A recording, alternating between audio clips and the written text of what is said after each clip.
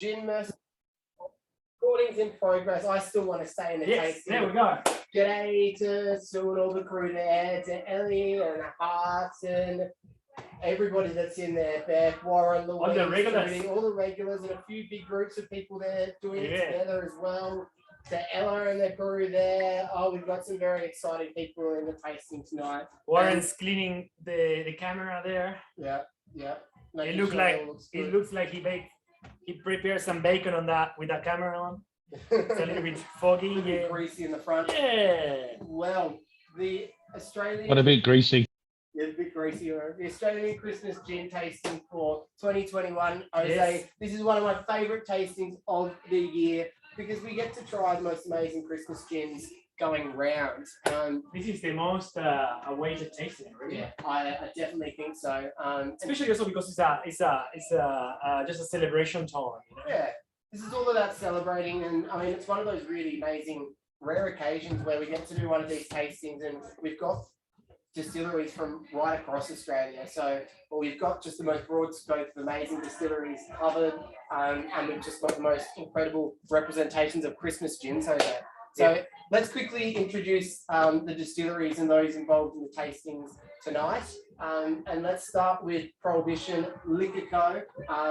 And say good day to Wes and Hugh there. How are you boys? G'day guys, thanks so much for having us again. Yes, great to be on here tonight.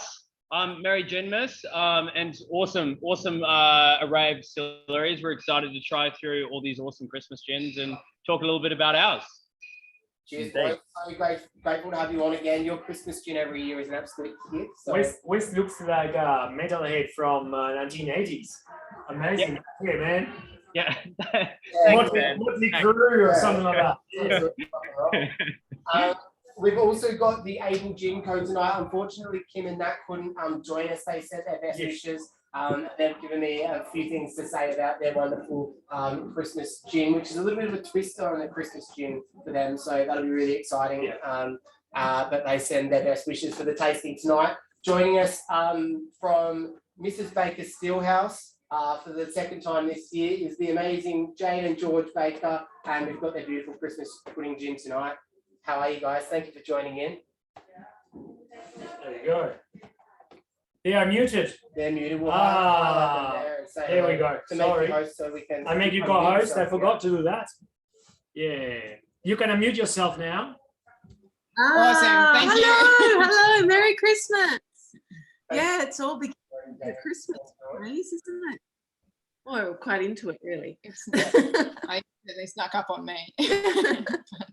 Good to be here. Thanks for having us back. It's nice to be back. Although I won't be tasting this time, Mum's going to have to do all the tasting. I'll do the hard work. Yeah. Got a coming pregnancy. So it'll be interesting. We've released a few new gins that I've never tried, and I've been trying to sell. And it's tricky to sell when you've never tried them because you've been pregnant while they've been produced. So that's a good one. You just have to do it. Yeah. Touching off the smell. It smells really good. Yeah, go all of Cheers, guys. Definitely falls into that category. So George, thank you so much for joining again, and Jane too, all the way from Illinois. It's an amazing little spot there, and can't wait to dive into this one. From Gidgina, in Western Australia, Jose. We're joined by the amazing John. AD might be there as well. How are you guys? Thank you so much for joining again for the second time. We had you with us last year, and now we get to try your awesome gift gin. How are you guys? We're great. We're great. And happy Christmas from the Republic of Western Australia. Someday we'll be let out, I'm sure. I've got all the staff from the distillery here. All the staff. That's us. Is that a staff meeting, actually? It is. Qualified as a staff meeting? The annual general meeting. Yes. Christmas party. It's smallest like Christmas party staff meeting right now. And anyway, we're looking forward to the tasting tonight. It should be great. Awesome, John. Thanks for you joining. so much for coming in. It's been amazing to have you previously, and we're looking forward to this one tonight. We've got Matt from Patient Wolf in tonight. Normally we've got Blake, but we're lucky enough tonight to be graced with one of the founders and absolute legend, Matt Argus. How are you, Matt? Where's Matt? Matt might have just, there he is in the top right, but he's just ducked Ah, off. he's He ducked mentioned he off. was going to duck Yeah. off and come back a little bit later. So he's doing the old keeping us all on the edge of our seat. It'll be good to have him in. Of course, in the most recent tasting, we were joined by Wolf Lane Distillery with their amazing tropical gin. Yep. And it wouldn't be a Christmas tasting without trying their awesome Christmas pudding gin. So Wolf Lane boys, thank you so much for joining. How are you? You're muted. Oh, yay. We're back. Hey. How are we? Merry Christmas, Merry everyone. Christmas. Good, mate. Thank you very much for joining. Thank you. This is the second year with this the Christmas gin, isn't it? It is. So So it's- the year before was in Yeah. the Queensland tasting though, not the Christmas one. So we get to try it now amongst all of their beautiful Christmas gin counterparts. So that's awesome. Thanks for joining, boys. And Thank you. before we duck in and start drinking all of these beautiful gins, because I'm quite thirsty, let's welcome the amazing Trish Brewery from Fever Tree, who's here to join us tonight and tell us all about these amazing pairings. Trish, thank you for joining. Merry Christmas. How Oh my are you? gosh. Thank you so much for having me. It really wouldn't feel like Christmas if it wasn't a Casa de Vinos Ginmas tasting, would it? This is my favorite of all of the tastings because I look around this group of people, you're all gin nerds, and this is the time of year where we kind of just let our hair down a bit and get a little bit fun and funky with these really amazing Christmassy gins. So thank you so much for having me tonight. I'm so excited about I'm this. jealous. The hat looks a lot better on her than it looks on me. I know. She probably spent a little bit more money on the hat than we did, but you know, it actually. Yeah. Yeah, I mean, ours did come in a pack of 5 for $1. but good hat there and good top, matchy with the lipstick too. Yeah, Trish loves Christmas, and it wouldn't be On a point. Christmas tasting without Trish. So I'm so excited. Jose, let's get a little bit of gin in our glass, and let's head to the Adelaide CBD, home of the famous Rundle Ball Malls. You know the silver Rundle Ball Malls. Yeah. And some amazing, beautiful other things there in the Adelaide CBD. And tonight we're joined by Wes and Hugh. So for those who haven't done a tasting with us, what we do is we try the gin neat, then we add a little bit of ice and tonic and garnish. So don't feel like you've missed everything. We'll make everything very clear as we go. You can have a bit of ice and a couple of glasses in front of you, all will be explained, and you'll have a fantastic time. Let's start off by pouring a little sample of this amazing Prohibition Christmas gin in our glass as we say good day to the boys at Prohibition. How are you guys?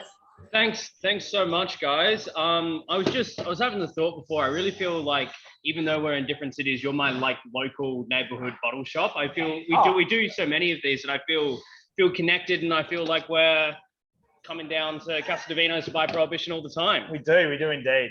So tonight, obviously, we're highlighting and showcasing our Prohibition gin. It's become a cult favorite. We have commercially available for the last 5 years, and each year, I guess, it takes the same recipe and builds upon it and perfects it. Certainly. Yeah. Certainly. It's a cool thing because we change the packaging every year, but we also kind of work on the product every year. So people kind of get one every single year, maybe one for drinking, one for keeping, because they're so beautiful. Absolutely. So this year we've got the beautiful golden bottle. I'll try to get the there we go, the screen to work for us. The Christmas pudding lookalike, and every bottle comes its own gift box, so you don't have to worry about wrapping the old thing this year, which is exciting. So, you should always wrap it. No. I get it. Yeah, always wrap it.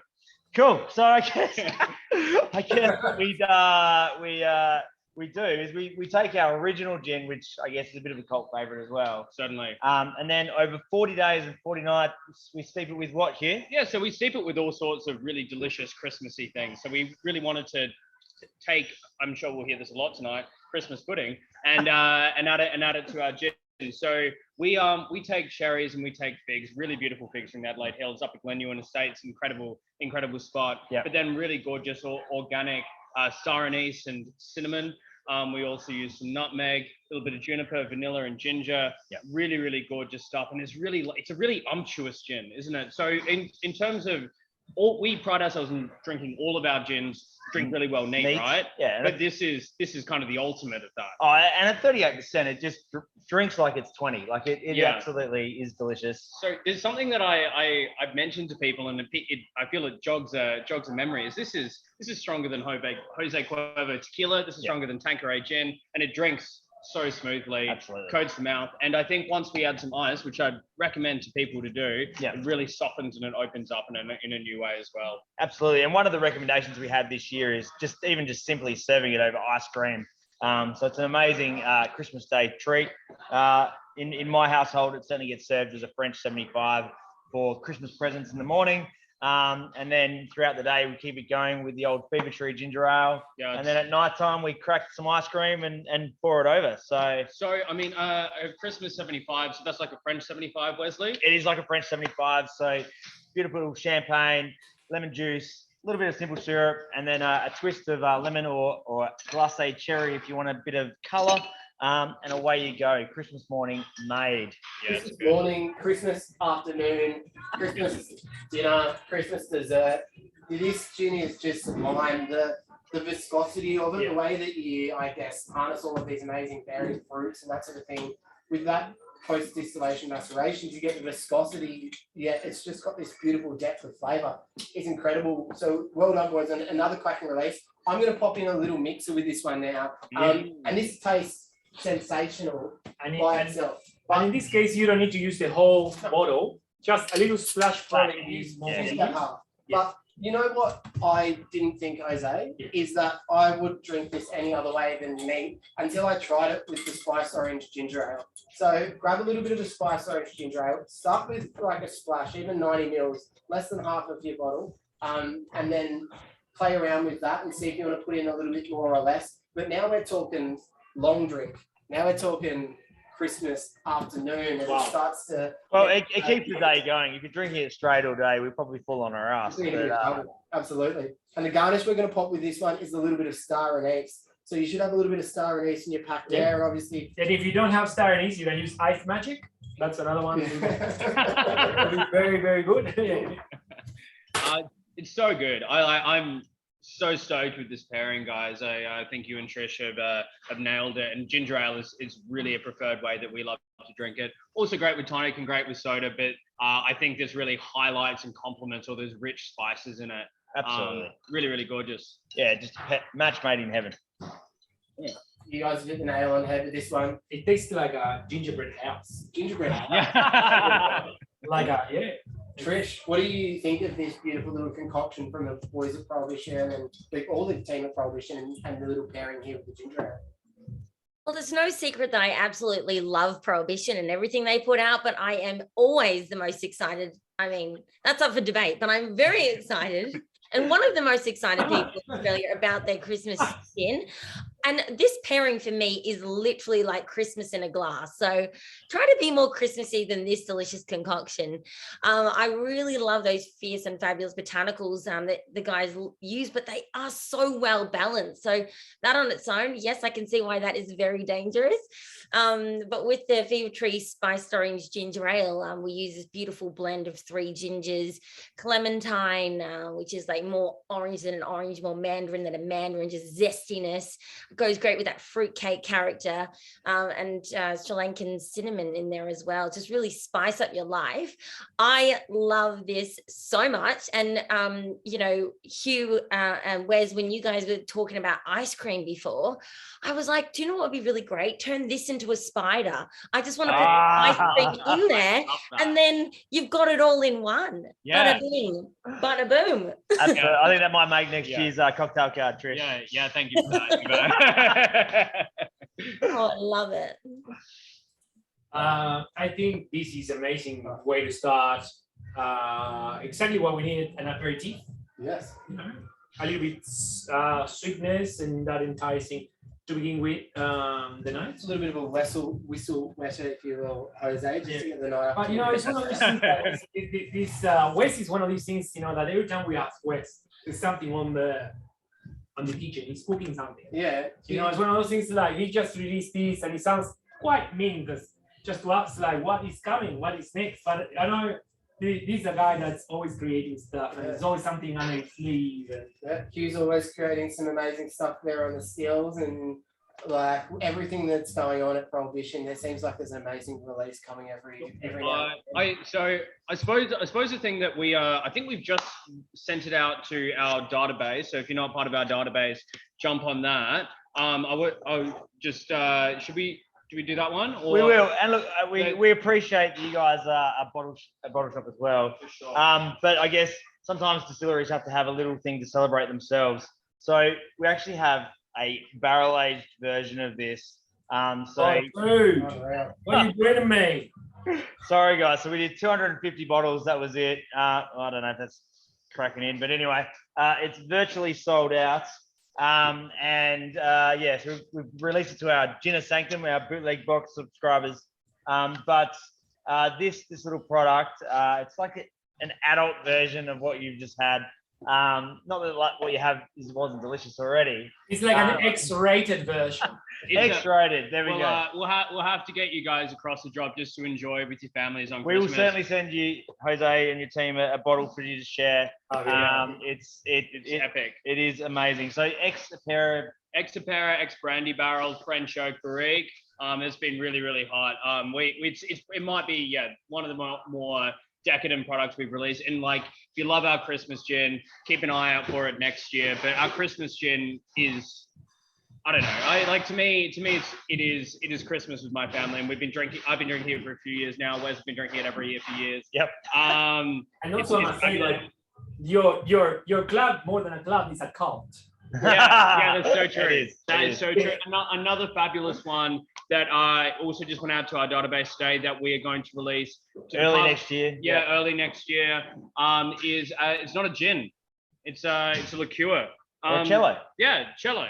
Yeah. So we made blood orange gin a few months ago, and with those same blood oranges from that same single orchard from the South Australian Riverlands, just outside of Loxton, we made this really beautiful blood orange cello. It has strawberry gum, blood lime, in addition to blood orange, and it's spritzy, it's bright, it's engaging, and I can't wait for you guys. We'll send you a bottle of this as well. Yeah. Christmas made in heaven for you guys. It's hot. It's so good. That's cool. So yeah, always exciting stuff on the horizon. But I for one cannot wait to sing some Christmas spiders. Absolutely. Christmas spiders. Thanks, Trish. You've made my Christmas. Yeah. That's like the way to Thanks, go. guys. This is cracking, and everybody get into the Gin Sanctum, get onto their mailing list, and I can't wait to give that bottle a whirl. Get into the cult. Everything that goes out of Prohibition is just amazing, and we haven't been able to go for the last couple of years because of everything going on, but I reckon maybe mid next year, sometime very soon, Jose and I will stumble in and be very excited to have a look always at welcome, gentlemen. down there. Yeah. For everyone else, in the chat, now we can travel, we can come and see Rundle Mall and the Silver Balls, and we can come and keep you guys on the way. What time's your distillery door open? Like, when can we Yeah, come? so we trade 7 days a week. The first 3 days of the week, from Monday to Wednesday, is a cafe. So from 7 a.m. Where the bar's open on Wednesday now. Oh, okay, all right. So, so 2 days a week, it's just the cafe. But you can come in any day of the week and get access to the distillery. And Yeah, I mean the bar's open till late, Wednesday to Sunday. Yeah. But yeah, I'm here during the week. Wes is here during the week. he gets here about 10, 11. Yeah. And then I'm here from probably 8:30 onwards. But Wow. Yeah, it's true though. It's 3 a.m. Well, it's never too late to drink, too early to drink gin. Exactly right. Yeah. Wait. Call in. We're right in the heart of the CBD. So we're the last free tram stop in the city. So it's really easy access back into the bar scene. And it's a great way to, I guess, come out, get educated without having to go out to the regions. 100%. I tried gin off the still. We're distilling here like 4 days a week, so chances are we can like really spend some time with you and walk you through it. It's pretty cool experience. I think. It's one of the favorite bits of my job is talking to gin enthusiasts. Absolutely. Sorry. We can't wait to see you guys. We might try to go early next year, maybe say hello for the week and say, say good day. We just show us, let you guys show show us Adelaide around, maybe? And then Oh, absolutely. Yeah, We'll show you absolutely. around. Sounds That like an could be- absolute plan today. We need more than 2 days. I don't want to say South Australian gin bus yet because it's just No, been no, too soon, so I'm not even I get I'm that. not even going to mention it. But who I get knows what's PTSD. gonna happen. No, I get. Oh, we had an absolutely Yeah, awesome that's time good. on the gym bus a That couple was of sweet, weeks that was ago, amazing. last week. I reckon you guys could charter a whole trip over, bring everyone over, and it would be epic. So we'd be able to create the SA Distillery Trail, start here, finish here, and you'll be- Casa Divino goes on tour. I love absolutely, it. I love it. Yeah. I reckon there will be everything, Absolutely. like divorces and stuff. There will be everything happening. We actually did Castavinos on tour last week. We went Yeah. around, visited like three Three Victorian distilleries. That's distilleries. very It was good, a yeah. lot of fun. So the possibilities of brewing there, absolutely. And if we were gonna, and the problem is you guys are in the CBD. Not the problem for us, but the problem for you is you're definitely the last stop. My first and last. Drop the bomb in there. Like, Yeah, Well, Wes and Hugh, thank you so much for joining. Thanks so much, guys. yeah. Merry Ginmas, guys. Always a pleasure. Thanks so much. Until next time. But I'll still be here. Where's my go? Yeah. But I'll still be here.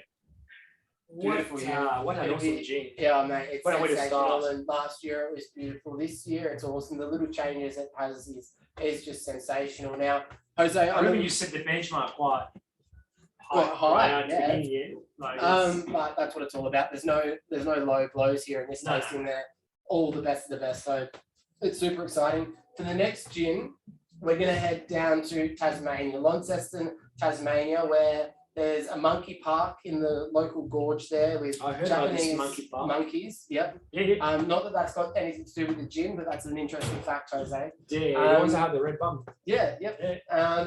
What do you call it? The guys from Able Gin, Baboons. which is Kim Seagram and Natalie Fryer, couldn't join us tonight because they had a tasting in Hobart. They have sent over a nice video with some tasting notes and say thank you for today. I'm not going to play it now because we'll just taste the gins and have a little bit of a chat about it ourselves, but I will send everyone a little video of the Able Gin guys talking about this one a little bit as well, so you guys can get an idea of it from them. But to tell you a little bit about this one, so this is an amazing distillery. If everyone wants to pour out 30 mils of their Able Gin Christmas gin, an amazing distillery in Launceston, Tasmania. They started about 3-4 years ago now, and the two founders are Kim Seagram and Natalie Fryer. Now, Natalie has a very, very interesting background in the wine industry. She's worked in Greater Western, in Yarra Valley, some of the biggest wine regions in Victoria. She's also done a lot of time over in Champagne in France, and then she ended up about 5 years ago winding up back home in Tasmania. She's one of the most knowledgeable people about sparkling wine in Australia and has created some of the biggest sparkling brands. She was one of like the brainchilds behind Jantz. If you've ever tried Jantz, you probably have. Natalie was one of the people who started Jantz and all these amazing sparkling.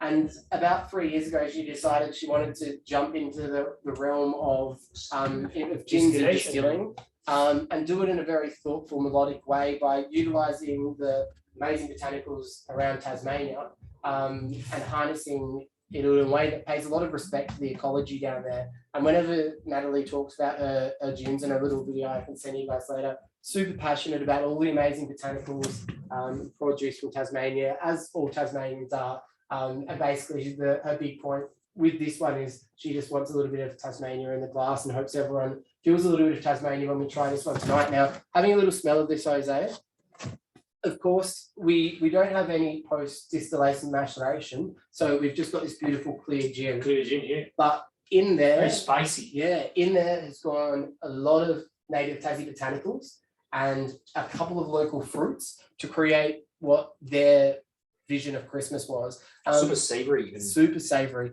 And this actually came about a year ago when Qantas approached Able Gin Co and said, we want you guys to make an Australian Christmas gin. And they said, we don't want to make a traditional sort of Christmas gin that's really big on like big pudding flavors or anything like that. All those gins are amazing, but they wanted to do something that's more about the flavors that are really important to them. So a little bit of pepperberry, cinnamon, lemon myrtle, native tasty botanicals, but the big thing that goes in here, of course, with all that sort of savouriness, is local cherries. So cherries in Tassie, if you go to a Christmas in Tassie, and trust me, I've been to a couple, one of the most important things on the table is always cherries. The tables are full of them. You can't get away from them. It's just the most amazing cherries. So they decided to distill some of them in here.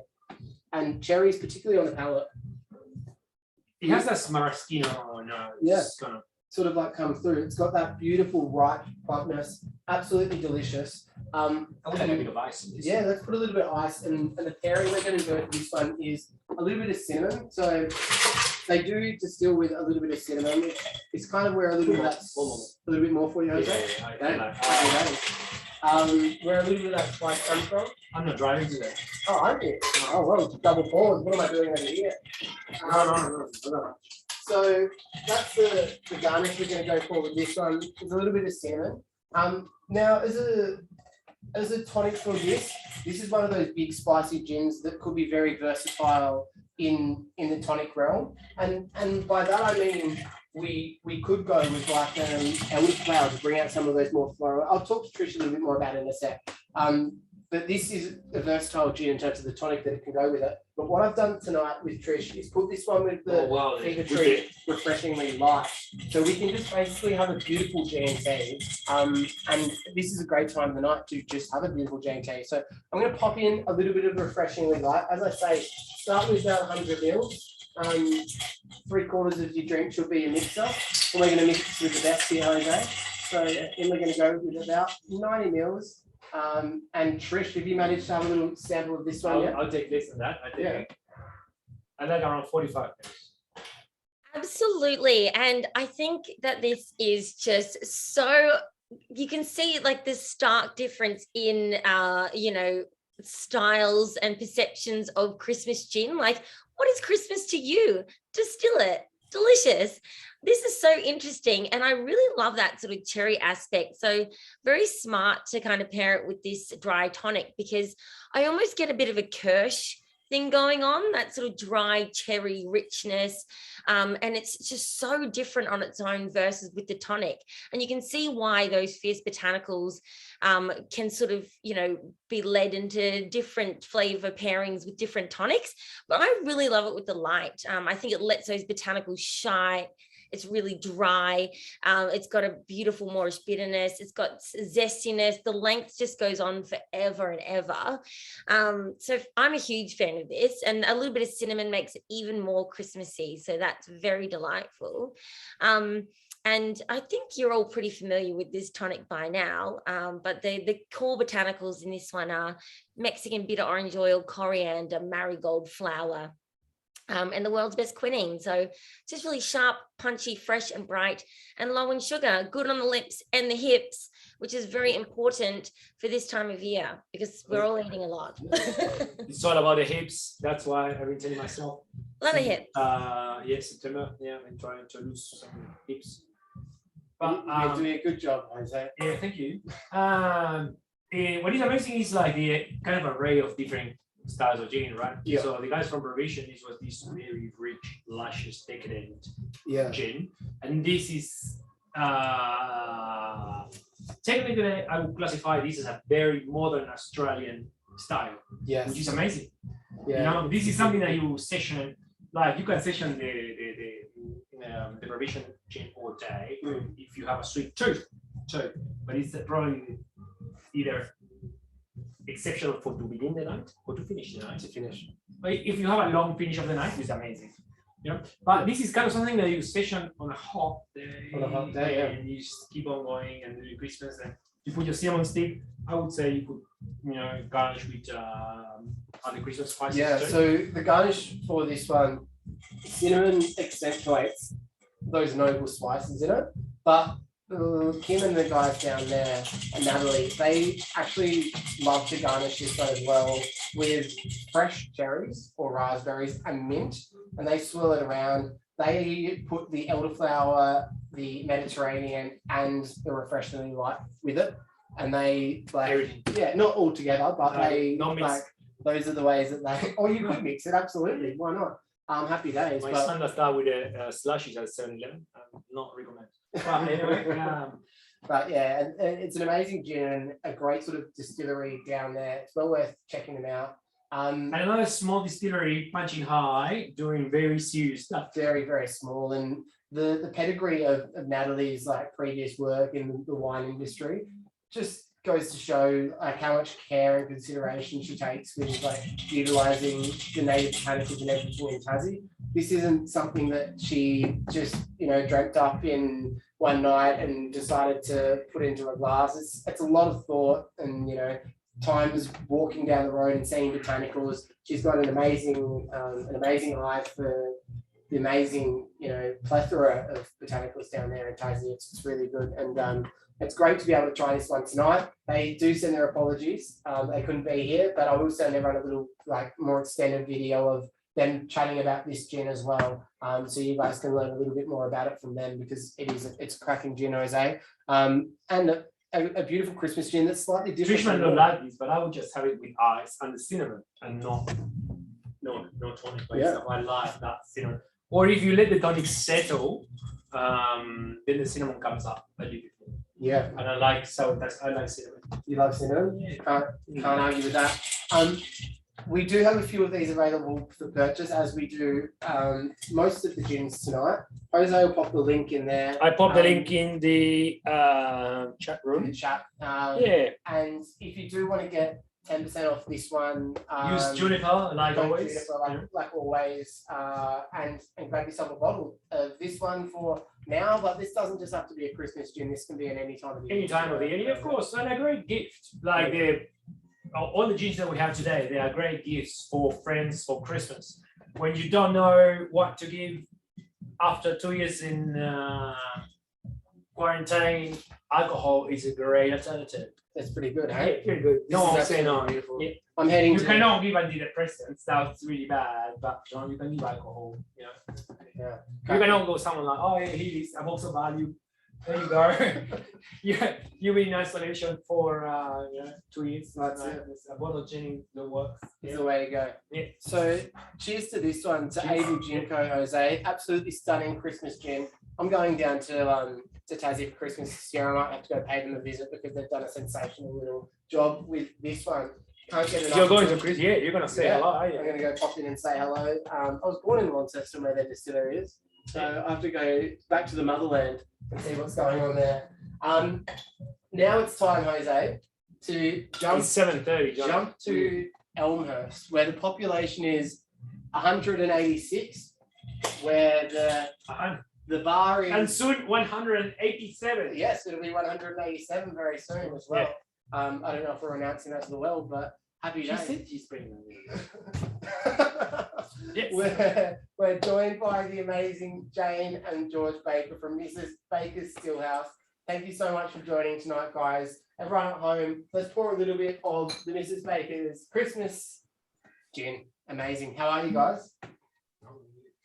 Great. We're great. Up here. We're actually not in Elmhurst. We're out of town from Elmhurst. We're at Glenpatrick, where there's actually only about 40 people live. Oh, wow. Soon to be 41.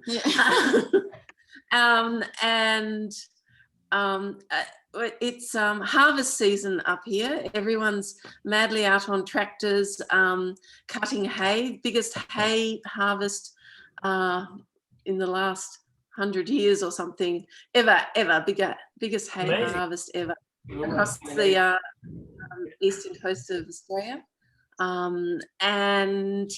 So is all tractors, hay Bins, trucks, Georgette's partner's out on a tractor harvesting, and everyone stops for Christmas. And there's I think Natalie at Able Gin put her finger right on it with cherries, mangoes, and that's It Christmas. was funny when you said, Trish, that when you think of Christmas, just distill it. And I thought, oh, we have tequila sunrise for breakfast, so you can't tequila in it.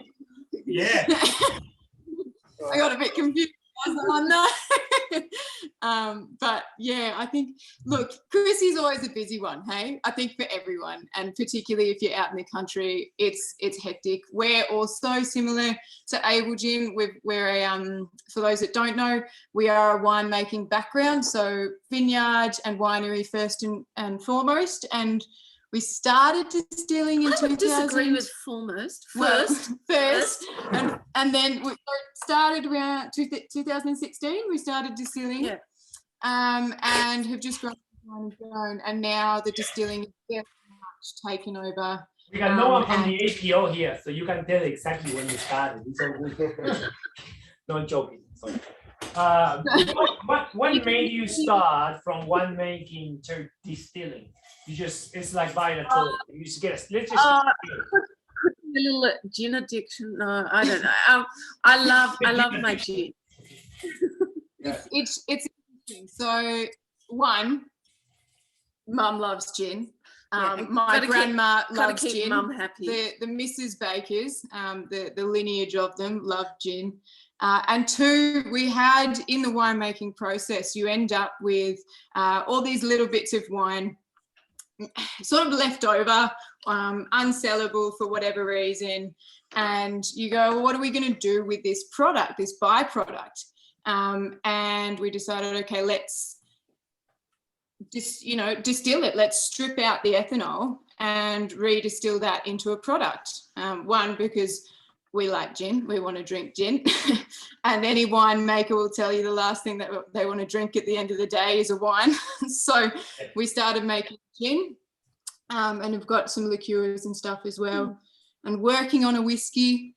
So that's really exciting. I'm pretty keen for that. Once I get the kid out, I'll be very much a whiskey train. So, get the kid out. get the kid out. Whiskey in, love it. Good style, John. This is I couldn't have said it better than that. Yeah. This It's, is this a sensational Christmas gin, and it's honestly so good to have you guys in, because you're so humble and just bring like a breath of the country air into the tastings. This reminds me a bit of like a Christmas candy. Christmas Right? candy, yeah. Well, I don't know. I have this idea. They are, because they're quite minty, but there's no mint. Maybe just the juniper and the pine needle kind of flavor. Yeah, playing together. But it makes me feel like, I don't know. It sounds. Maybe it's the Santa hat. No, it tastes like going into Myers on Christmas smells. Yeah. It smells like really nice. When you go to Myers on Christmas, it smells amazing. It smells beautiful. It's like, it makes you feel like really expensive cologne and Christmas, and it's like cinnamon and mint and like those little candies that are like red and white. All of the good smells. I know what you mean. It's Christmas in its own little nutshell. The pairing we're going to go for with this one tonight is a little bit of the Fever Tree ginger ale. So we've gone down the Fever Tree spiced ginger road, and we're going to go to the Fever Tree ginger ale road. When you dip them upside down and they're warm. Yeah. Well, there's a little bit of sediment in there. You think we're going to get a little bit of how you going over here, Jose? Let's have a look. Sure, mate. There we go. It's all right. Happy days. I did the same thing with the usual. In we go with about 90 ml of that. And the garnish we're going to put with this one is a little bit of the dehydrated ginger. So you should have a bit of dehydrated ginger there. Break that in half. So put it between your finger and your forethumb, or your finger and your thumb. And that way that you just get a little bit more crystallization, a bit more bead moving up through it. This is amazing. The crystallized ginger on this is it's really stunning. And I must say, like, we are gin pros after a year and a half, almost 2 years of gin tastings. We just don't mix with tonic. We put sodas, and that's part of having fish around.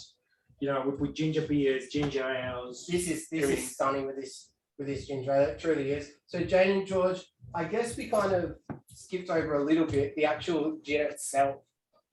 What sort of components going to making up your beautiful Christmas gin? So the inspiration for this one is it's George's great grandmother's mince tart. So a lot of people have been talking about the plum pudding, but I'm not really a plum pudding person, and I love mince tarts. I eat masses of them as well as gin. So we went down the minced tart line because it has all those great Christmassy spices, all the cloves and cinnamon and star anise and masses of fresh ginger. So well done, Trish, for Great beautiful pairing. And then some fresh apricots, sorry, not fresh apricots, dried apricots in it, which give a complexity, a bit of mouthfeel to the whole the gin as well, which we really enjoy. Yeah. This with the ginger beer, it's absolutely sensational. The ginger ale. The ginger ale, yeah. It's spot on. Yeah. Fever Trish, what do you reckon about this one? Are you wrapping your laughing gear around it with the ginger ale? Having too good a time with this one, might I say. And I think Jose nailed it when he talked about, you know, walking through like a department store, like the perfume section, but like a really high-end perfume. You're near Tom Ford. Yeah. Point, right? So I love that. And Georgia, like, wow, that's so great. And it makes me automatically look back to when I started working in the gin industry, when there was only like 5 different gin distilleries in Australia, right? And I would have whiskey drinkers come to my bar. So it's amazing. And they would try to get them to drink gin was crazy. And you'd try to get them to do it via Geneva, which is like the precursor to gin. It was the only thing you could get your hands on. This, if I could have had this like 10 years ago, that would have been super helpful. But it makes me know that your whiskey is going to be incredible, because like that absolutely like crosses both. And with that ginger ale, it's just really fresh. It makes a delicious highball. Certainly perfect for the Christmas occasion. It really lets your gin sing. It's just delightful. Huge fan. Yep. I think. Sorry. I was just going to say. No, I'll let you talk. Sorry, that's me. Okay. That moment on Christmas Eve when you realize there's 400 presents still to wrap, and you're not going to get it all done. I think this will help you get through that moment. You'll get there. It will happen. Just have a nice, easy Christmas gin. It's not the moments of merriment, it's the moments of mania that come with Christmas. Very wise pairing. Very wise pairing. So you don't need to put dry ginger, just get a few presents, unwrapped presents, and absolutely. Yeah, and if it doesn't work, just drink the gin, and the kids will get you with unwrapped presents, and lights went off. Okay, days. I think we still look pretty good here. Yeah, it's all good. This is again another gin similar to a provision that we can drink straight as it is. Yeah. Put on a trifle. You can put this on a trifle. Oh yeah, you could do anything with this. And what's really stunning about this and the way it's been distilled is you get different like botanicals singing it at different ways when you add the different mixes, right? So having it neat, it was beautiful, delicate. I feel like those more sort of deep flavors came through, the more maybe spicy botanicals. Then we put in a little bit of ice, and then the clove jumps out, and clove has the ability to do with that. For anyone who's distilled with clove before, it's very, very pronounced, and will just like a small amount of clove makes a huge difference in a distillation, basically. And then we add the ginger in here, and now I feel like we've just got an ensemble of beautiful botanicals playing together. It's an amazing little gin that you guys have come up with, and it's not surprising because everything you guys do is amazing. Like the Pinot Noir gin, we were lucky enough to try from you guys earlier this year, I guess now it is. As we have a little sip of this one, I know you guys have got lots of other gins in the works and things coming up, and probably more recent releases. What's happening at Mrs. Baker's Stillhouse at the moment that's getting us excited? Well, there's two gins that have come out that I haven't tried. One being the fennel. We've got a fennel gin that we do. And I can't tell you anything about it because I've never tried it. And then we've also got a barrel-aged gin that's come out as well. And obviously, as we mentioned earlier, the whiskies in the works, and hopefully we'll get that on the table for you guys to try sooner rather than later. But whiskey takes its own time, as we all know, so we'll wait for it. It'll be good. That's awesome. And again, Miss Baker's comes in a 500 ml bottle. This time a little bit bigger than the Pinot Noir. That was 375. Yeah, 3.7 or That was- 3.25. Beautiful little interesting packaging and so gorgeous and different. That one was like lab box size. Glove box size. Yeah, this one doesn't, unless you have a big car, doesn't fit on a black box. But you know, it's, Yeah. that's a friend's house. This is a friend's house size, which Yeah. you know, you can go and take it to a friend's house, finish it off. It's really well priced, and Yeah. you don't need to regret leaving it there because there might not be anything left. Yeah, Yeah, absolutely. again, yeah. No, it's Yeah. a, it's Because all of this, don't you hate going to a friend's house and you bring expensive stuff and they just like you look like a cheap bum if you take it back. oh, you can never take something back if you take it. Don't take it back if you don't appreciate it. Everyone's drinking your stuff and they bring all the riffraff stuff. Exactly. Yeah, That'll happen. yeah. But this one's a good one. It's no good one. It's stunning. It is truly exceptional, and I'm not surprised because it comes from one of the most amazing little remote Victorian distilleries out there. So guys, thank you so much for joining us once again tonight. Yeah. I feel as though like what we should do here in our little Castellino's lounge is have you guys in like whenever you guys are ready to come up in like early autumn or it's the middle of next year, we'll get everyone can come in person. We can try through your amazing range. We can, you know, drink all of the gins and have a bit of a focus on Mrs. Baker's Stillhouse because we love everything about you guys. So let's do that. Let's have a masterclass, Mrs. Baker's Stillhouse here. That's for good, everyone. yeah. Yeah. Sounds like our kind of party. Or you can come through on your way to South Adelaide. Australia, on your way to South We'll just Australia, do a we're at little detour. 6K, dude. You don't know what you're wishing for. Yeah. You cannot. No, it should be right. After an hour and a half drive to your place, there'll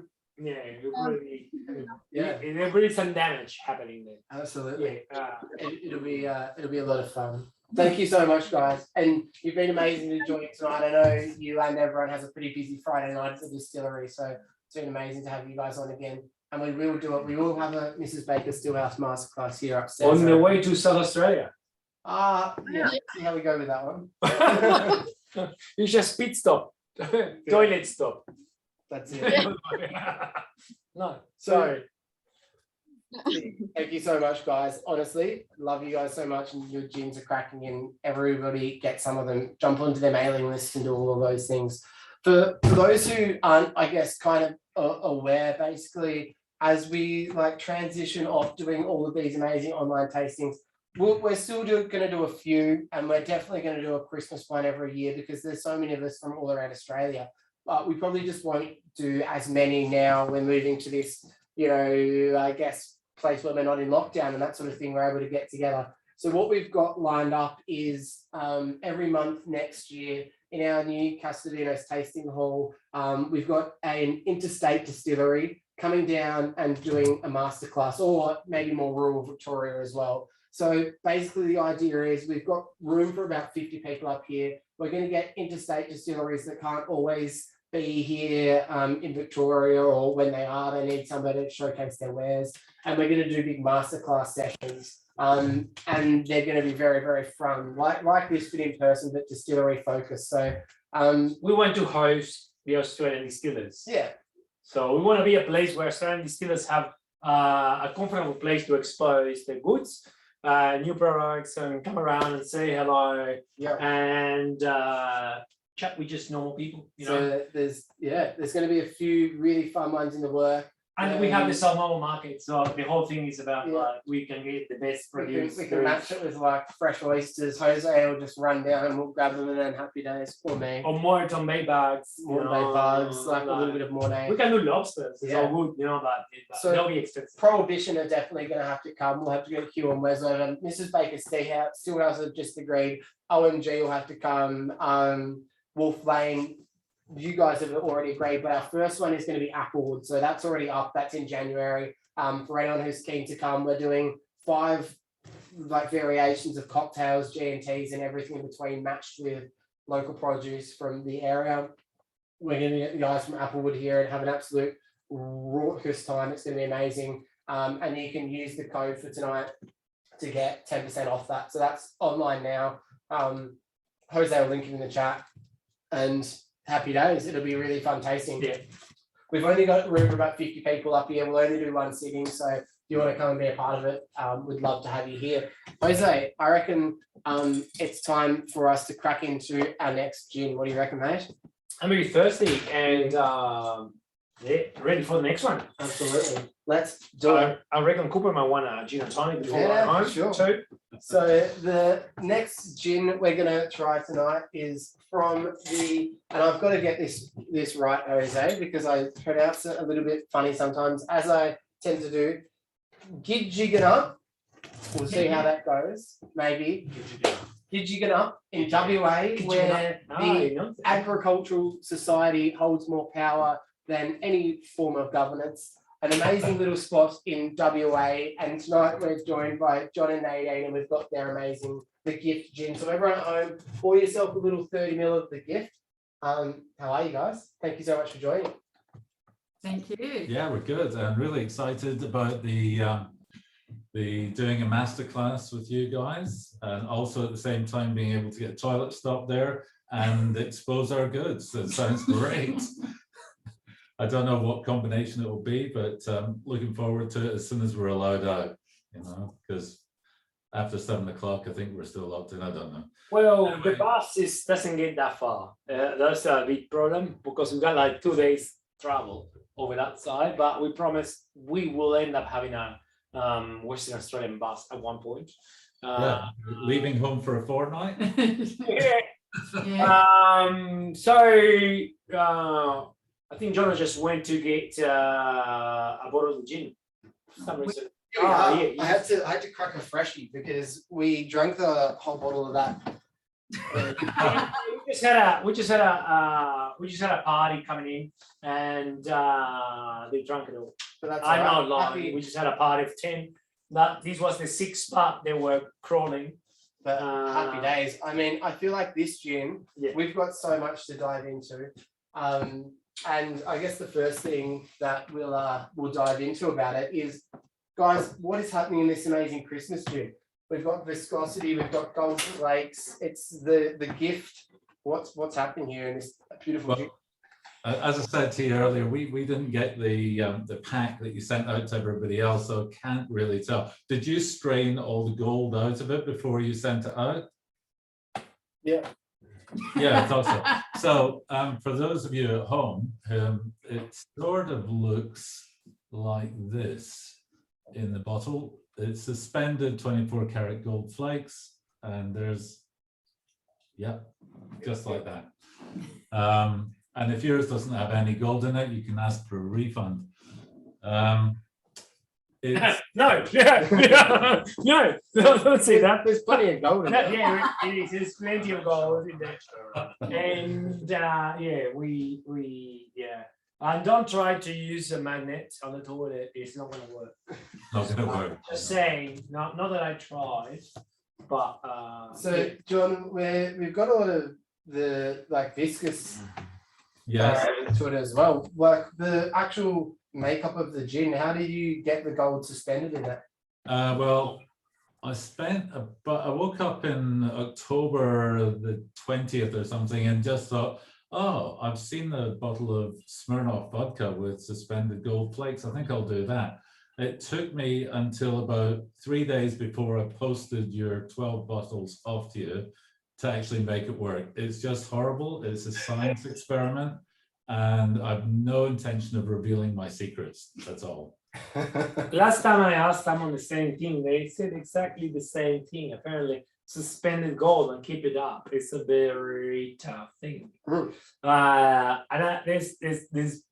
been, vodkas and tequilas and certain drinks with it. Apparently, technologically, keeping the gold up and suspended, it's difficult. It's a trick of the trade, and it's a secret once you harness it like John has. So beautiful gold aside, the flavors I'm getting from this frankincense, myrrh. Tell us all about the botanical components of what's going on. the botanicals in this, I mean, I thought, well, why not try getting some frankincense and myrrh and then distilling it? And for those of you who are unfamiliar with it, it's like the crystallized sap of a tree or two trees, and they came from, the frankincense came from Kenya, and the myrrh came from Yemen. So they're not entirely local to Gidgegannup area, but they don't grow either of those things locally in WA. Yemen, Jesus, that must be a tough trip. We didn't do it ourselves. No, they posted it to us. Yeah, and it worked on top of a base, a dry gin base with a fair bit of citrusy lime in it, and so on, and lots of elderflower, and yeah, we're really happy with it, and hopefully you and everybody else tasting today thinks it's a bit different, bit savory, and yeah. John, it's absolutely, it's stunning, and This is one of those gins that you want. Sorry, Trish, again, you want in a martini because you don't have a little dilution, and you get the gold, and you get the luxury feel. I don't want this in a martini, Jose. I want this with, just feels with expensive. the elderflower. There's so much elderflower in the distillation. That's when you buy your $45 mascara. Elderflower tonic in there, because it's going to elevate all the beautiful elderflower that's already in there. So elderflower and a little bit of lime. So everyone should have a little Fever Tree elderflower and a little dehydrated lime as well. Pop that in there. Oh wow! And now we've got a beautiful, absolutely gorgeous long drink, and it is amazing. You guys have done a cracking job with this one. Trish, this will be your first time trying the OMG Christmas gin, because it's only just come out a couple of weeks ago, really. This is probably the first time any of us in Victoria have had a chance to try it, so a bit of a world premiere for a lot of people. What do you reckon? How interesting. Oh my gosh, absolutely. And so different again. And I suppose when you look at WA and how warm it is there over summertime, over Christmas, it's like, oh, I love that it's like the refreshing route automatically, like that zesty and floral and fresh way. Like it just makes you really think about how interesting and how big Australia is. But yeah, you guys get it really hot over there, over Chrissy. So I love that you created this, really stunning, and how I picture like, your golden sand beaches. You pop some gold in there. I'd love to have Christmas over there. But I think that is so nice and so fresh. And once you add the tonic, the gold sort of floats to the top again. It's just really pretty. And the last time I had a gin, was a product with gold in it. It's this thing called Goldschlager, which is like really cinnamony liqueur.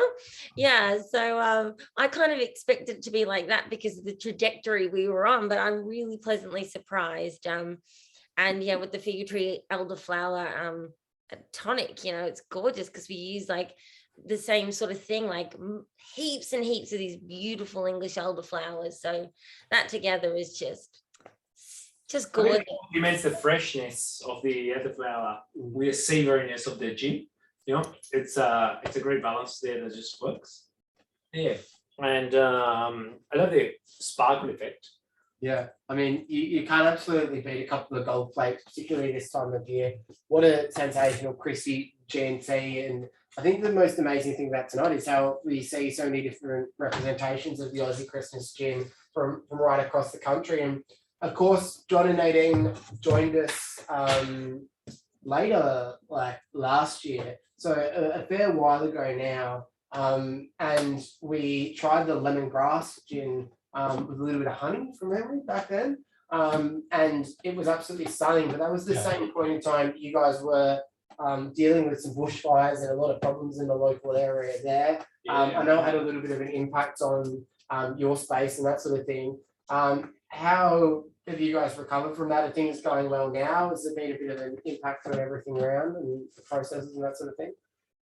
Yeah, we pretty much rebuilt everything that got burned down at the time, And at the distillery, it took about 3 months to get the water and power back on. But everything's good. And this gin is a celebration of coming out of a second time round. Yeah, good stuff, and we're very pleased to hear you have. And for anyone who's not on ONG or McDonald's mailing list and all those sorts of things, please jump on and get behind them, because I guess as a rural distillery, it can be a little bit hard to keep up with everything that's going on in the big smokes, wherever those big smokes might be. But if there's any distilleries to support, it's small regional ones like these guys. So get around it and get around John and Nadine. John, you the distillery setup, it's just you and Nadine, isn't it there? You know, that's the CEO, the CFO, the marketing, the production manager, that's all those titles belong to Nadine. Yeah. And my distiller. And we're just looking for the Ziggy, the distillery dog, but he's just popped out. So there's the three of us, and that's it. Yeah. And that's where we like it. Yeah. So this one, sometimes up to 3 days a week. Yeah, this one, John, is amazing. Have you guys got anything in the works or anything else that's like recently been released in your current range that's getting you super excited?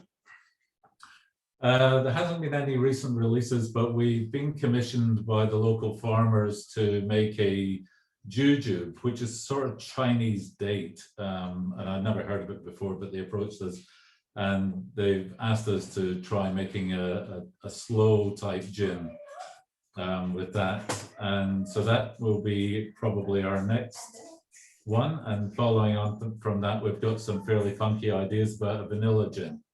So that would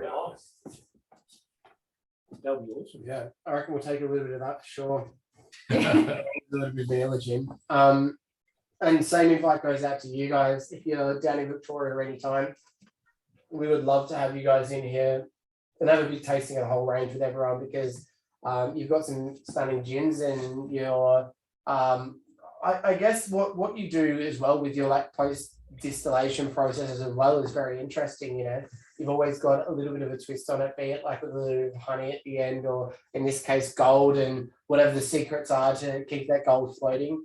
You're definitely very nerdy distillers at heart, which is a super interesting and important thing. So cheers guys, thank you for joining. It's been amazing.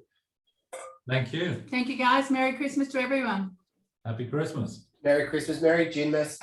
And I would definitely recommend anybody else that is not on the mailing list there at ONG Distillery or anything like that, get on there, keep following these guys, give them a follow on Facebook.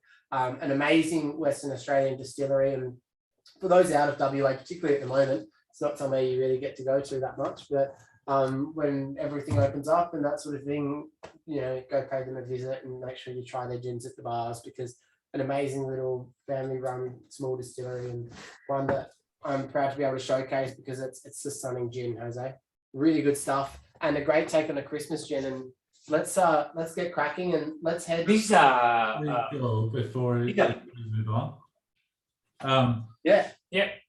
For everybody tasting today, if they get online to omgdistillery.com, it's free delivery on everything for the next 3 days. Oh, you beauty. Happy amazing. days.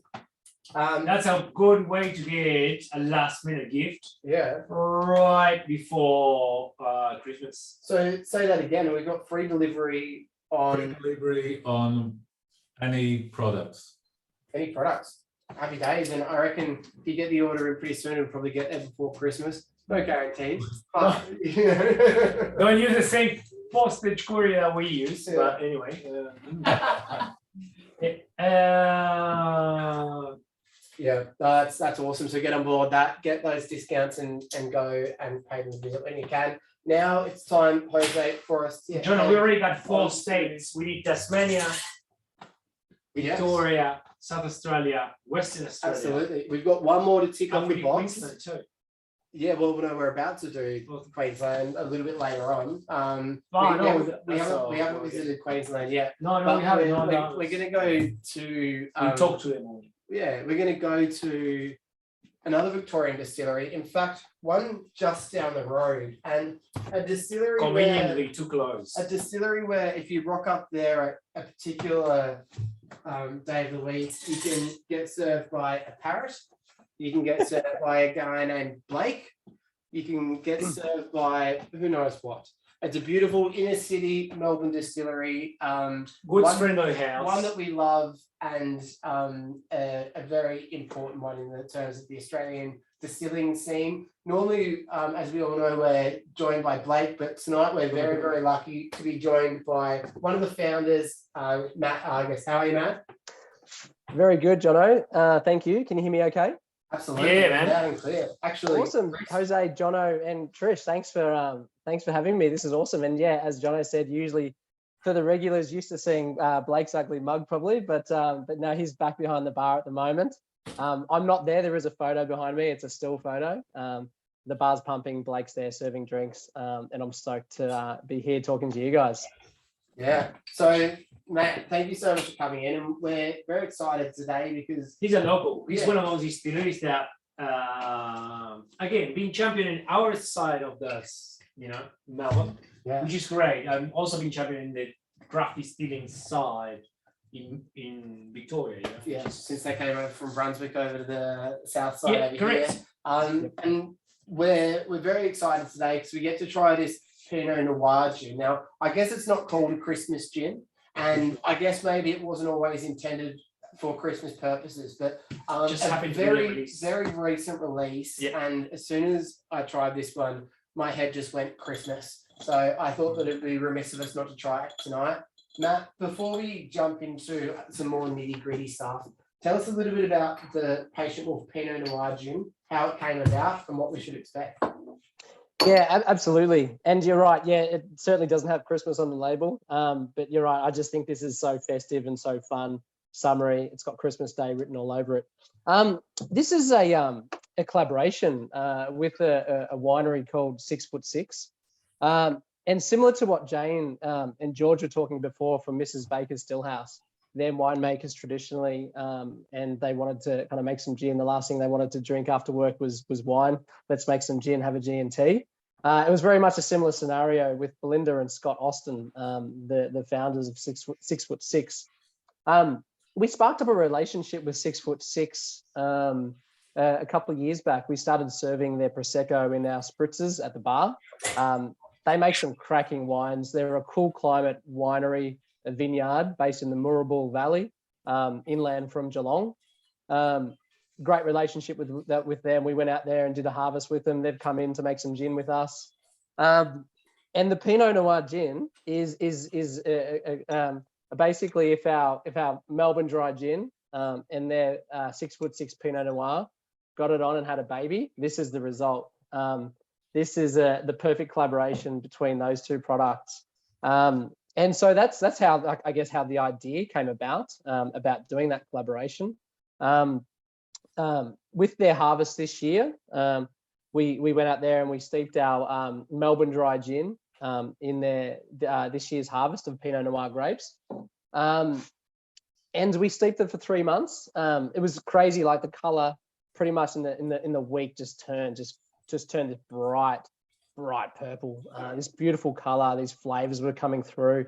It was funny because we kind of looked at doing some weird stuff on the side, like we distilled some leaves, we distilled some grapes, we distilled some dirt. And we kind of thought, if there's something there that's really kind of cool and funky, we can kind of integrate it into it. But it wasn't, I don't know, we wasn't needed. We purely have steeped their grapes in our Melbourne dry gin, and the product is absolutely cracking. It's come out an absolute treat. That's how we made it.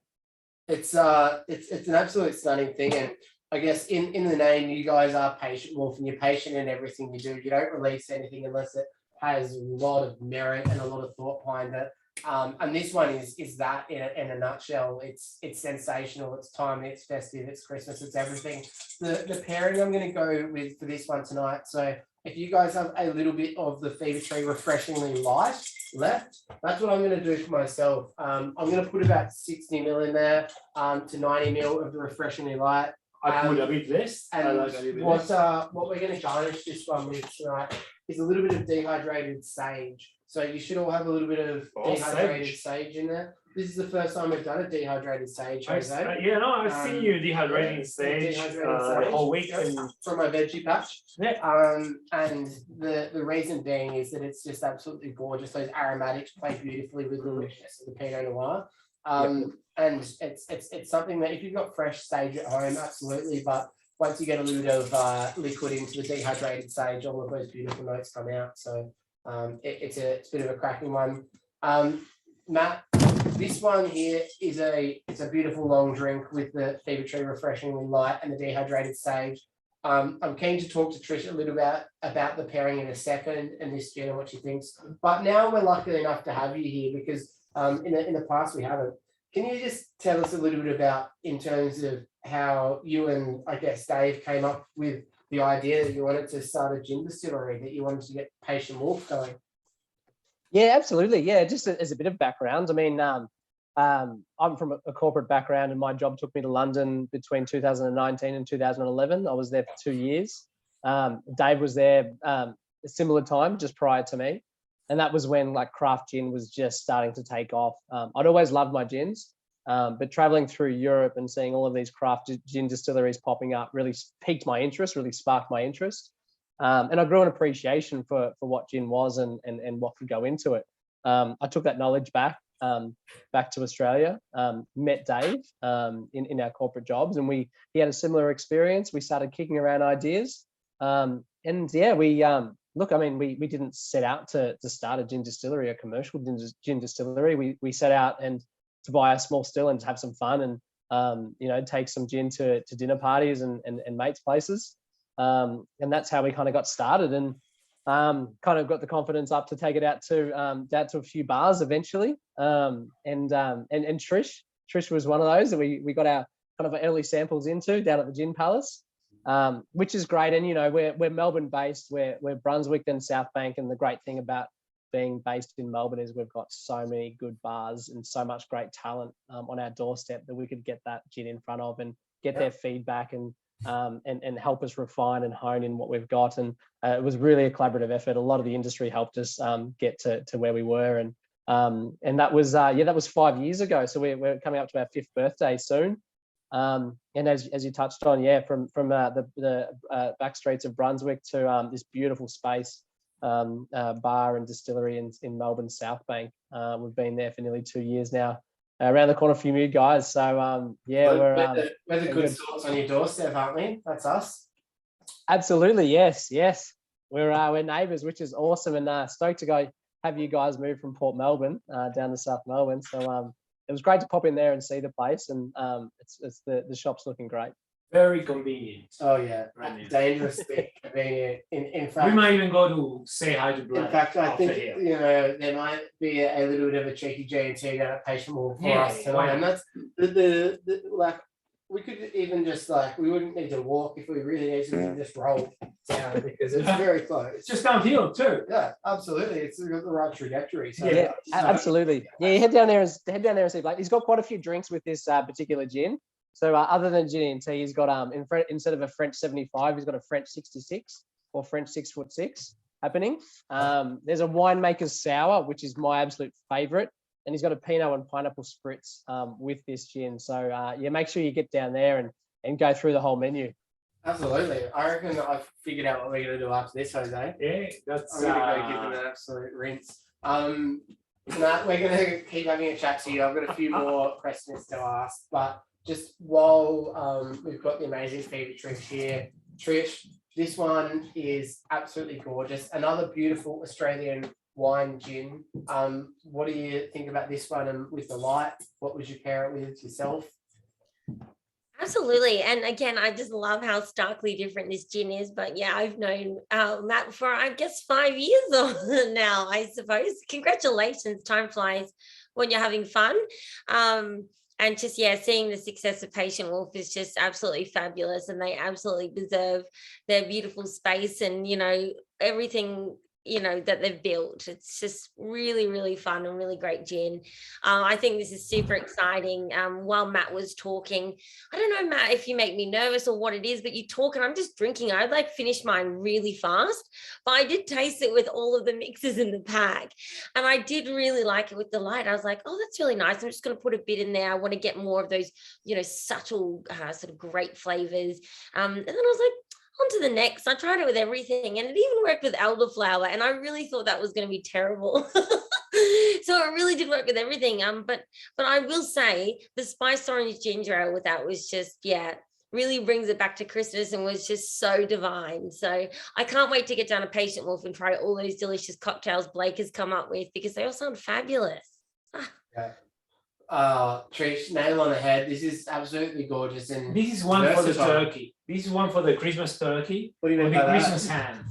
No, for the big plate, for the, you know, You it's something talking like, about yeah, no. This is something you can drink while you're having Christmas lunch? Correct. Okay, right. There's not many gins you can have while you eat.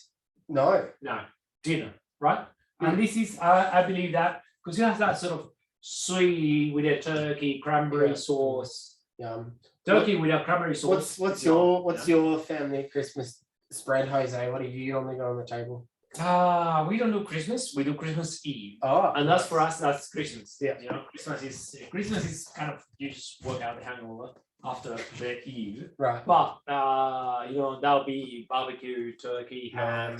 Yeah. You know, and this is something that actually with this. Imagine this with a turkey, the cranberry jam. Oh, yum. On the side, absolutely, and a big balloon of this Pinot Noir. Because actually, it's like, and the sage is actually that sort of spice. You're giving me ideas. Yes. I reckon this would go very well with a nice little sliced ham on Christmas. Beautiful, very, very delicious. A bit of hot radish. Oh yeah. Matt, this is an absolutely cracking little summer gin, and obviously the collaboration with 6'6". You guys have always got fun stuff in the works, I know. The summertime is coming again in season. Yeah, the time's going to be back in season. Summertime Patient Wolf is one of my favorite gins, so I can't wait for more of that to just get like pouring over the table, as well as your Melbourne Dry and your Blackthorn Slow Gin. No, Blackthorn is gin porn, pretty much. Tell us, give us Matt the lowdown. We can keep a good secret, everyone here. What are the things that are happening at Patient Wolf? Is there anything else in the works, or what can you tease us with? Yeah, there's lots of things. I think we're kind of consolidating to some degree a little bit. We kind of recently launched our RTDs, our gin and tonic cans, and that was about kind of 6 months ago in preparation for summer. We've recently signed some partnerships with Art Centre. There's a couple of other really big events coming up across Australia in summer that we've signed partnerships with. So we're kind of focusing on getting our gin into all of those great exciting events now that everything's back up and running again. The gin and tonic cans are a hit. The I must say, are delicious. They are delicious. They are dry. It's like a very serious gin and tonic. You can go see Paul Kelly How to Make Gravy tonight and have a little gin tea. You can go to Picnic Electronic, and if that's the thing you like doing, and have I've been going to the gigs at the Maya Music Bowl, and there's Patient Wolf cans. That's the best thing ever. You can't stop going, Jose. It's no, actually, it's the best. It's the first time there's good drinks at the Maya Music Bowl. Yeah. I must say.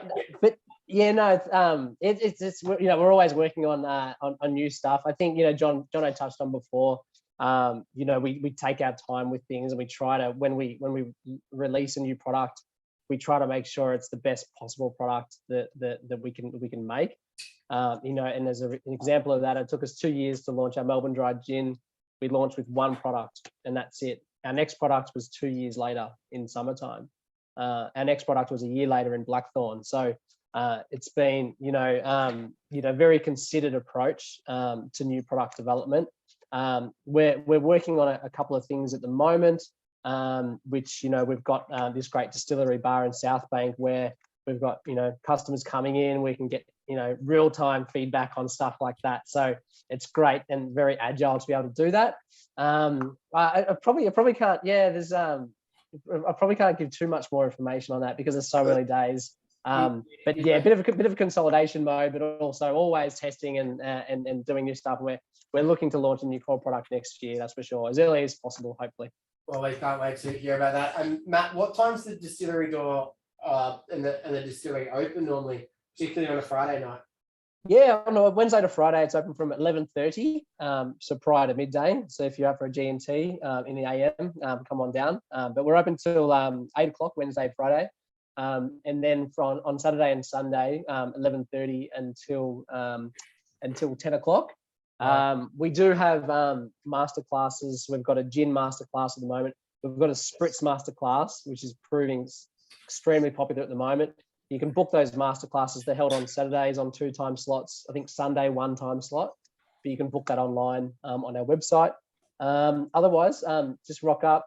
We do tastings, we do flights, and Blake will be stoked with me saying this, but we do some absolutely cracking cocktails as well. Absolutely, no. And if you can do me a favour now and just give Blake a call and tell him he needs to stay open for an extra hour tonight, that'd be great. And we'll be down there shortly. On it, yeah, no worries. They'll be I'm sure they'll be there for at least another hour. So yeah, I'll send him a text. Amazing, and like honestly, Patient Wolf Distillery, everything you guys do is incredible. That time, that respect, that the passion behind what you guys do, it really shows in your gins. It's exceptional in everything you guys do. We love and we're proud to be your next door neighbours, and we're so happy and excited that we'll probably be next door neighbours for many a year to come. And so for those who want to come down to Castavino's and visit us and have a cheeky little gin in here, or even when we've got gin events like in January when we've got the Patient Wolf Masterclass, which Jose will link in the chat. Don't sleep on it. There's a very small amount of tickets. So if you want to get to that masterclass, grab a ticket now to make sure you've secured your spot. And after that, I think we'll just go to Patient Wolf for kick-ons of sorts. So it'll be very exciting. Yeah, I mean, not in maybe the most traditional sorts, but like the place we'll go to after that. So it'll be that's awesome. And we're going to be the very best of friends with Patient Wolf because distilling and everything is what we're about. So thank you, Matt, so much for joining tonight, man. It was amazing to have you and to hear from the founder's perspective, everything awesome that's happening at Patient Wolf. So thank you, brother. No worries, Jono and Jose and Trish. Thank you. Thanks for having me. It's been awesome. Stunning. I could drink this all night. This Pinot Noir from Patient Wolf. I know there's not many bottles left. So I put a link in the chat. Yes, we got a handful left. I doubt there'll be many left on our side. And if we're done, go and check out. Remember, use Juniper. Yeah, Juniper, you get 10% off. They're all sold out now, except for the distillery might have some. I think we've got 4 bottles, so they're probably long gone now. But get around them. Sensational gin, very seasonal, and one that won't probably be around for at least a few months once it's gone. Stunning gin and amazing distillery. But it's also great to see a wine gin being so delicate, right? Because we're used to, Never Grenache, the Shiraz gins, and these are very delicate wine gin. Yeah, but Pinot Noir is delicate, Jose. Correct. You know better than anyone which is else. great. It's a very elegant gin and tonic. Exactly. Yeah, it's stunning. It's done really well. So thank you, Matt and Patient Wolf. And honestly, we sometimes go with the next distillery first. We sometimes go in the middle. But today we've gone towards the end. But let's head up now 2 Cairns to the Great Barrier Reef, the only distillery you can see from space. We've got Sam and Matt. We've got Sam and Darren here from Wolf Lake Distillery. Boys, hey guys, thank you so much for hanging in. No worries. Thank you. Thanks for having us, Trish. Hello, how are you? There you go. Can you hear us? Sorry. Yeah. So great to see you. Oh my gosh. Wow. Welcome. Thank you. Thanks for having us. So last but definitely by bloody no means least, we've got the Wolf Lane. Wolf Lane is a bit like provision. They are like furniture. In Tastings, pretty much. You know? The best of the best. And we had the Wolf Lane Christmas pudding gin in one of our last tastings, but this has changed a little bit. One of the biggest thing is Santa or the fox now has board shorts on. The wolf. Now, I mean, it would make more sense, right, being a wolf. So for everyone at home, pour out your little sample of the Wolf Lane Christmas pudding gin. And Sam, Darren, thank you so much for joining us, boys. How you doing? Thank you for having us again. So let's talk a little bit before we jump into everything about what's going on in Wolf Lane. Let's talk a little bit about the Christmas gin this year and what's happened. Yeah, no worries. So our Christmas gin is in collaboration with a Hatted restaurant based up here in Palm Cove called Nunu Restaurant. And their head chef, Nick Holloway, he's on MasterChef all the time and he's a bit of a celebrity chef. He makes a Christmas pudding each year using his auntie's recipe, but it's deconstructed and he replaces all the ingredients with local tropical ingredients. So we use those Christmas puddings and we vapor infuse them into our gin, but we also deconstruct the puddings and use all the ingredients out of the Christmas pudding in the gin as well, plus juniper and coriander seed. So it's pretty much it's a brand new gin from scratch. We use fresh oranges in it. We use local honey, vanilla from the Daintree, cinnamon, lemon myrtle, mango, macadamia nuts, ginger, passion fruit seeds, apple, and the Christmas puddings. Tropical Christmas in a bottle, basically. So actually that explains the run we had on our website for people ordering your gin, which is actually great. But I don't know how, when you get to see like the orders coming through and it was like Wolf Lane, Christmas gin, just coming in, like that was nuts. We couldn't get enough and we couldn't get them fast enough for how many people wanted them. And it's understandable that the class and the caliber of the gin. That distillation method's so interesting. So you get the puddings and you pop them in your vapor basket. And then you deconstruct them obviously by using fresher or dried. So we don't actually deconstruct the puddings, but we use all the ingredients to go into the puddings.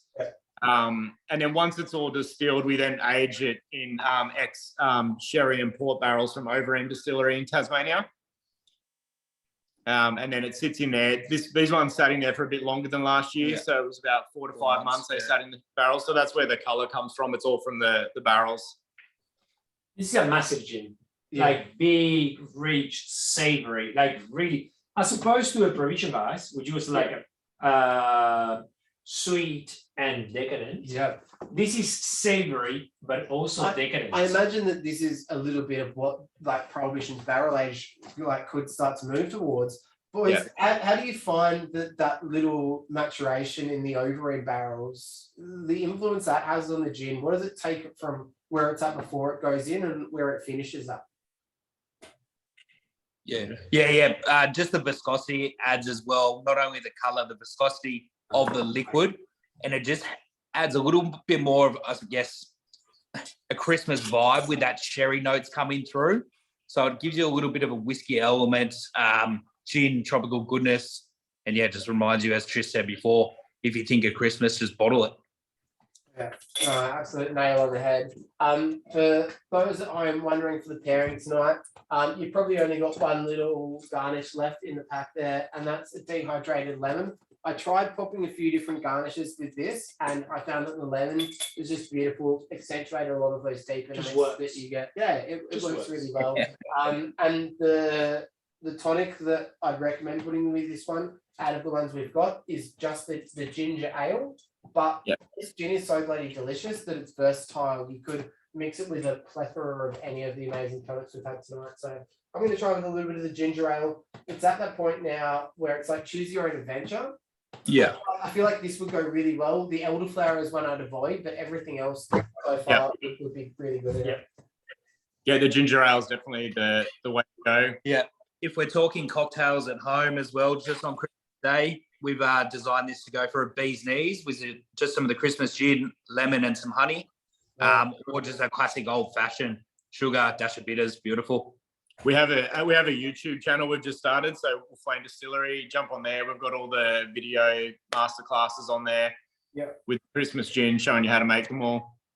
Sounds good. Like and subscribe. I'm all about that. Let's get around the Wolf Lane guys, and maybe next year. I reckon I've got a good honey liqueur that we could make a nice bee's knees with this. Yeah. And then once we finish the distillation as well, all the oranges that came out of the vapor basket, we send them away, and we've had an orange and wattle seed marmalade made up as well out of them, which is so pretty good for breakfast morning on some toast. Absolutely. I'd love to wrap a laughing gear around some of that. We've still got a little bit of gin marmalade left in the fridge from when Trish paid us a visit last week. So I know. Yeah, I have to get some scones tomorrow and have a little bit of breakfast too.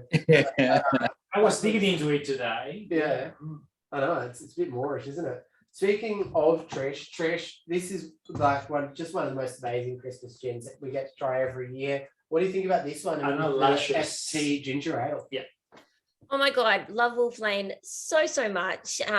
Everything that they do, I'm no word of a lie. Wolf Lane gin got me through the last lockdown in Vic. So just my Christmas hat off to you guys. Thank you. Oh my God, so much fun. Love this gin. I really am a huge fan of everything that you guys do. So yeah, really love it. And that bee's knee sounds terrific. It's actually given me this idea because I am drinking it with the ginger ale and it's super refreshing. But you guys are in a really warm climate being in Cairns. And it makes me think that maybe you're tasting your gins a bit warmer than we are down in the southern states. So I actually am thinking of, doing maybe for the next winter, if I can save myself any of this delicious gin, a like hot toddy variant with that honey, with some ginger. Yeah, and I think that would just be really delicious. It kind of lends itself to every occasion, but my gosh, that is good. Well done, as always. Thank you. Yes. I feel like it's just the perfect harnessing of the Christmas pudding, and I don't know if it sounds like a little bit nerdy maybe, but like the way that all of the botanicals are incorporated with each other to bring us this gin that is super harmonious is amazing to see. I would have been create something like a Cairns coffee, and like Irish coffee has whiskey on. Oh yeah. A Cairns coffee will be, just espresso with half a shot of this. Maybe. I feel like a Cairns coffee could be a few different things depending on.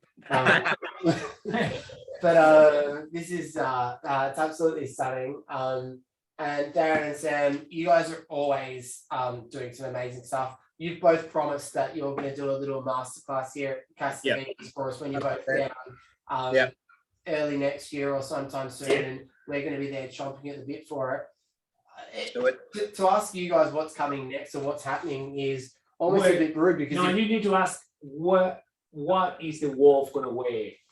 What is the wolf going to wear next? In the next packaging. So I love your packaging. It is very And what is that related to? Well, funny you bring that up. We got something for you. We've just done a collaboration because it is always summer up here with Budgie Smuggler Australia, and we've got some Wolf Lane. Mate, this is not staged. I know, that's amazing. So as long as it's not too cold down there when we come and see you, maybe we'll wear some Budgie Smugglers. This day's been working out. I can feel that one now. No. Yeah, that's the gin talking. Sorry. Let's keep on. Absolutely. Collaboration with Bugley Smuggler. What can be more Australian about that? That's what it's all about. And cracking gins, cracking spot. When we do the little Queensland gin tour, we'll have to pop in via you boys. This Christmas pudding gin each year, fellas, I think in Victoria, It's a religion also. we get allocated a very small amount of bottles, and we get to tonight and we don't have any to sell. And then I had about We saw them and we. and I had 30 mils left in the bottle, and I've already drunk it. What's the plan for next year? Are we allowed to get a few We more need to bottles, talk. or is this the way it's going to be? Yeah, we'll get you more. We're sold out as well. Yeah, so. we got enough. Yeah, we'll up that for you guys. It's all good, and it's great seeing small distilleries, you know, selling out and creating these culture of, you know, support from Australian customers buying these seasonal gins, which are amazing.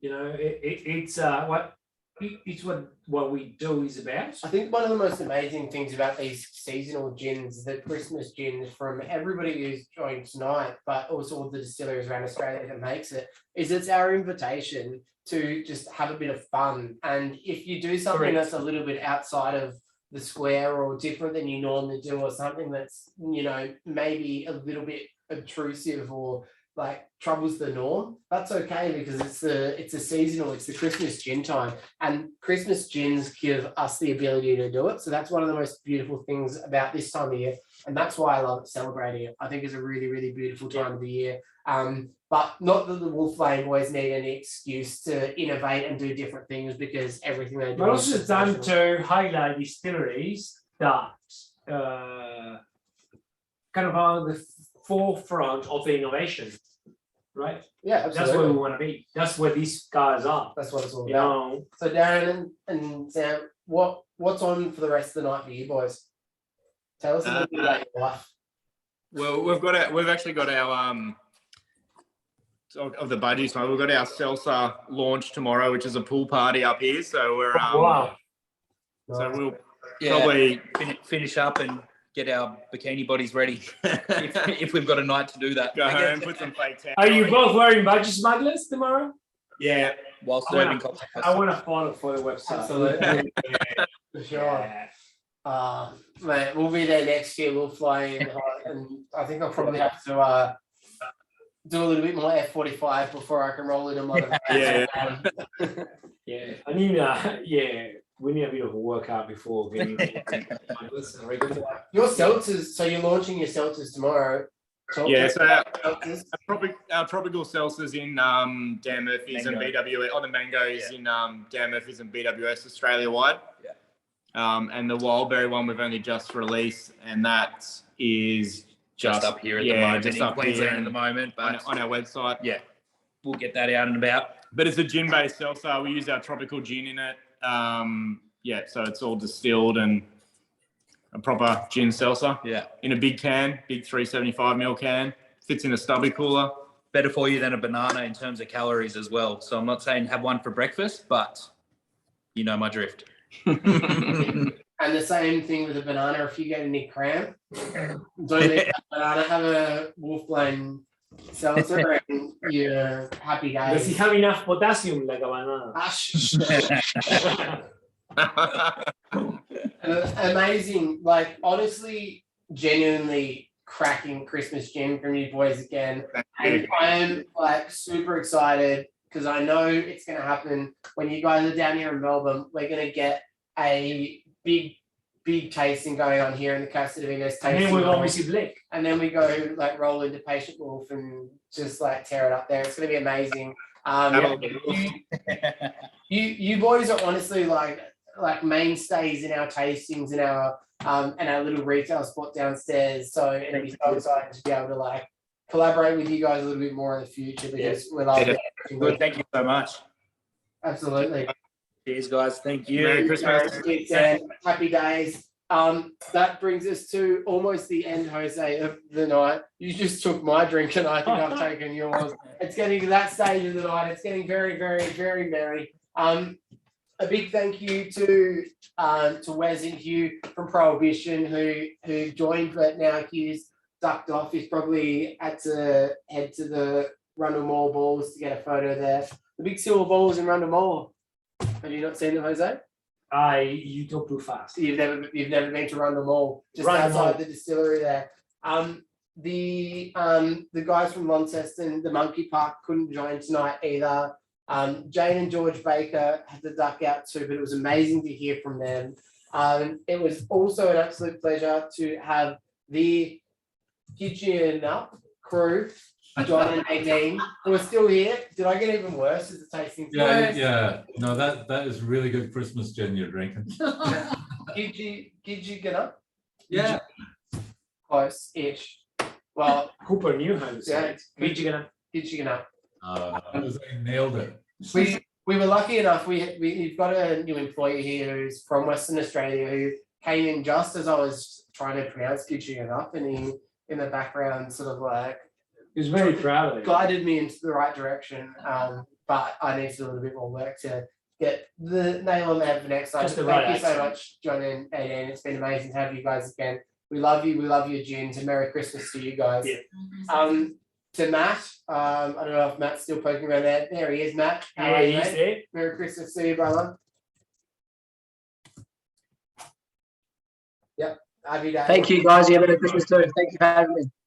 Anytime, and mate, it's an absolute pleasure to be a neighbour and what some beautiful gins we've had. To Darren and Sam, we've just said hello and we've just said goodbye, but we can't wait to see a bit more of these guys. To Trish and Little Puff, who is just dressed for the occasion as well. She likes to pester. Oh my God. And I thought, you know what? I'm going to pester her for a change. She's really loving this hat. But Merry Ginmas to all of you. That was so fabulous. Oh my gosh, those gins are amazing. These distillers are amazing. You guys that tune in and, have drinks with us is amazing. And obviously a huge shout out to Casa de Vinos. Got me through 2 lockdowns, like a year and a half. Thank you so much, guys. Amazing. Thank you, Trish, for your support. We wouldn't have been able to do this without Trish. We're a bit like a psychiatrist. We help everyone and help ourselves. And and if not, Jim will help us. Jim will help us. And Fever Tree will help us. Trish is the hostess with the mostess. And we wouldn't have been able to do this without Trish. So I love it though. I know it's so, I need to get a hat for my dog. So it's been amazing, and as I say, we're definitely going to do a few more online tastings next year, but not as frequently. But it would be remiss of us not to do 1 or 2 for those who can't be with this. I know that you will support us from interstate. So we'll keep it going. We'll do 1 or 2 here and there, but definitely the in-person big tastings here are going to be a big thing. So thank you so much to everyone who's joined tonight. As Jose cues up a Christmas song for us to dance to. Thank you, Ellie and Art there. Thank you, Louise and crew. Beck, thank you so much. Couldn't do it without you. Sharon, Mon, Warren, look at you, Gracie, Warren, Mirko and crew there. And we can't leave Christmas. Sharon, everybody there. Let's have a little bit of a dance, Jose. There's no. That's it. Without Mariah. Yeah. Let's get copyright strikes on YouTube. No, as soon as we talk on top of Mariah, you two will let us get this song. Crank it up, Jose. No, but we need to keep talking about it. Otherwise, you're going to cut us off. Oh, that's all right. Should we just forward it? Yeah, we do. There we go. All right. So we don't let you two. Thank you so much for Christmas. Let's all have a dance. What are you doing? I'm mixing all the favorite trees together and seeing what happens. I'm making a potion. I'm making a Christmas potion over there. Christmas potion. Well, thank you everyone for joining. Thank you for a great year of fun. Yeah, and we work it through. That's Look at all the roadies there.